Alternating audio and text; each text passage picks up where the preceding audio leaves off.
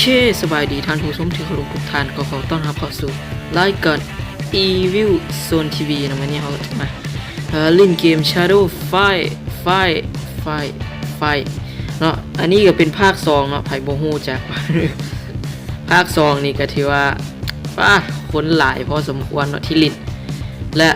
ได้ข่าวว่าภาค3สิออกเลยระบบนั้นสิเป็น 3D การต่อสู้สิบ่แม่น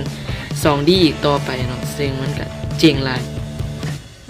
ในปี 2017 นี่มันสิออกมา ก็อดใจรอท่าว่าจังไดโอ้โหเสียงนี้บาดหูเลยกูโอ้โหเต็มหัวกูฟันบ่ถือนี่จับมาทีบออกโอ้โหมึงเอาเฮงมาจากไหนวะกูหลบได้โดดยันจับทำไมฟันหัวบุขาดกันเรือละสัดทีบเตะใส่เข้าโอ้ลบบรัดตากูสัดนี่คือบ่ได้อะใส่เข้ากลางกาดโคตรเวอร์เลยเกมมาใหม่เอาแล้วท่านผู้ชมเอาแล้ว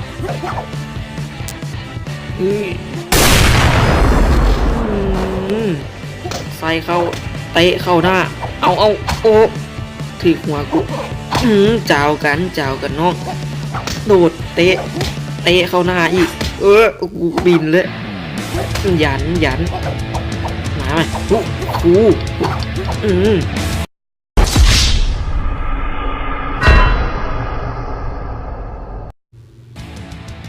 โอเคเราทันซูมมาแล้วก็จ่อใส่ตีนไปเลยกูต่อเลยได้นะต่อใส่ด่าใส่เขาโอ้โหเต็มตีนคิดที่คอแตกอีกแล้วเต็มเนี่ยโอ้โหบินเข้าฟุ่มเลย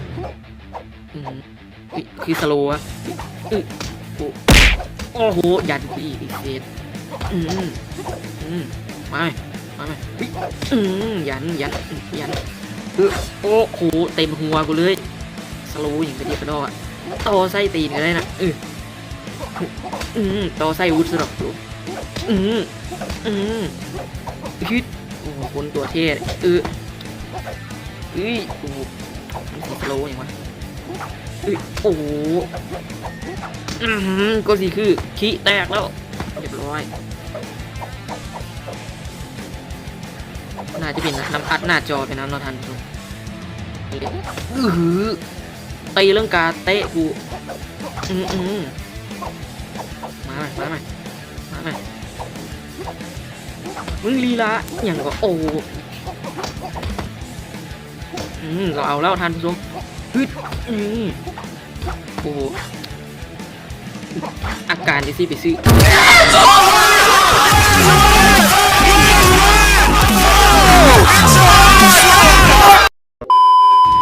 วันเทียยังกับหูแล้วโอ้ฮิตโอ้โหเตะอุยเลยเจาะอย่างวิจังสโลไปไหนละจุดฟันโอ้โหช็อกเลยมึงเกิดอาการช็อกนะท่านผู้ชมโอ้ปึ้งเอากูกินนี่โดดอย่างอีกทีนึงตามด้วยโดดถึงใส่เข้าคิดข้อแตกอย่าโอ้โหมันมีซ้ำมีตีนที่2อาจจะสโลว์หน่อยนึงนะมันเป็นย้อนอัดหน้าจอโอ้โหพลาดโอ้โหพลาดแน่นอนโอ้พลาดดีแล้วอย่าหวังมอนเทียฮิตที่ข้อแตกเลือดตามที่ข้อแตกโอ้เดี๋ยวนะเตะ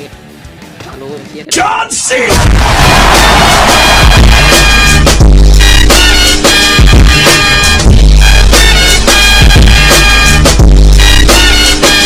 คนละเรื่องสำหรับไผเนาะที่เบิ่งคลิปนี้หรือคลิปใดจบเนาะก็อย่าลืมกดไลค์ กด Subscribe และกดการแจ้งเตือนเพื่อบ่ให้พลาดคลิปใหม่ๆของข่อยขอบใจ